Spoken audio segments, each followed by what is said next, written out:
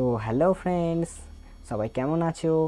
আশা করি সবাই খুব খুব ভালো আছো। হ্যাঁ, আমিও ভালো আছি। আমি চলে এসেছি নতুন ভিডিও নিয়ে তোমাদের জন্যে। তো আগে আমি দুটো ভিডিও বানিয়েছি মানে এই প্যাস্টেল কালার কিভাবে ইউজ করবে, প্যাস্টেল কালার কিভাবে ইউজ করলে ভালো হবে, এর উপরে দুটো ভিডিও বানিয়েছি।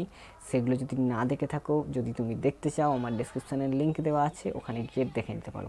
তো আজকের ভিডিওতে আমি দেখাবো কিভাবে তোমরা পারফেক্ট নিয়ম মেনে অয়েল প্যাস্টেল কালার করবে এবং সেই কালারটা কিভাবে করতে হবে সেটাই আমি তোমাদের দেখিয়ে দেবো আজকে। তো প্রথমে যেটা আমি তোমাদের বলবো যে কিভাবে করতে হবে পদ্ধতিটা আমি আগের ভিডিওতে একটু বলেছিলাম, যে রং যেন দাগের বাইরে না যায় এবং রং করার সময় ডিপ থেকে হালকা করলে কিভাবে ভালো লাগবে এবং দুটো রং মিশ্রণ কিভাবে করবে এইগুলো। কিন্তু আজকের ভিডিওতে আমি যেটা বলবো সেটা হচ্ছে সবথেকে গুরুত্বপূর্ণ।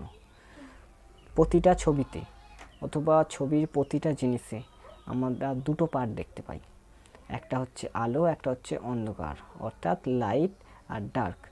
তো প্রতিটা জিনিসে আমাদের এই জিনিসটাকে খেয়াল করতে হয়, রং করবার সময়ও এবং আঁকার সময়ও।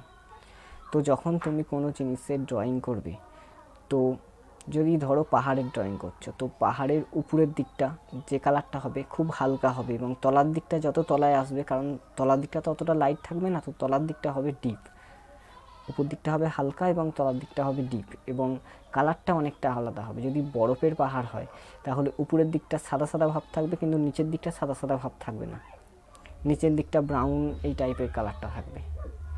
তো এগুলো তোমাকে মেনটেন করতে হবে। এটা হচ্ছে ফার্স্ট। সেকেন্ড পয়েন্ট, যেটা তুমি যখন কোনো কালার করছো, প্রথমত আমরা সাধারণত ছোটোবেলায় কী শিখি, যখন কোনো দু একটা জিনিস আঁকি, যেমন বেগুন আঁকছি, কলা আঁকছি, এই ধরনের জিনিস যখন আঁকি এক সাইড থেকে ধীরে ধীরে রং করি, এইভাবে রং করতে থাকি, পুরোটা এইভাবে রং করে কভার করি এবং বর্ডার দিয়ে দিই। কিন্তু তুমি যখন কোনো সিনারি আঁকবে, বড় সিনারি আঁকবে, সেখানে তো ওইভাবে হবে না। সেখানে যে জিনিসটা যেভাবে আসছে তোমাকে সেটা রং সেইভাবে করতে হবে। তুমি যদি ঘর আঁকো, ঘরের চালের কালারটা এইভাবে করবে, কিন্তু ঘরের তলায় বা সিঁড়ির কালারটা তো এইভাবে হবে না, তার পাশের কালারটা এইভাবে করতে হবে। তুমি যখন বেগুন আঁকবে তখন এই কালারটা এইভাবে করছো, কিন্তু যখন আপেল আঁকবে তখন ওই কালারটা ওইভাবে, যে জিনিসটা যেইভাবে আছে তার কালারটা সেইভাবে করতে হবে। আচ্ছা, তোমাদের আমি একটু দেখিয়ে দিই, তোমাদের বুঝতে সুবিধা হবে। তোমরা এই ভিডিওটা যেটা চলছে এটা দেখে নাও, তাহলে বুঝতে পারবে যে বিভিন্ন জিনিসের কালার কীভাবে হয়। আর তোমাদের মনে আছে প্রথম ভিডিওতে আমি একটা ছবি এঁকেছিলাম শুধুমাত্র লাইনের মাধ্যমে, মানে বিভিন্ন রেখার মাধ্যমে, সরলরেখা বক্ররেখার মাধ্যমে একটা সিনারি এঁকেছিলাম। তো সেই সিনারিটা আজকে অয়েল প্যাস্টেলের মাধ্যমে কালার করে দেখাবো। তো বেশি দেরি না করে তোমরা দেখতে থাকো, আমি কালারটা করে দেখাই। তো লেটস স্টার্ট।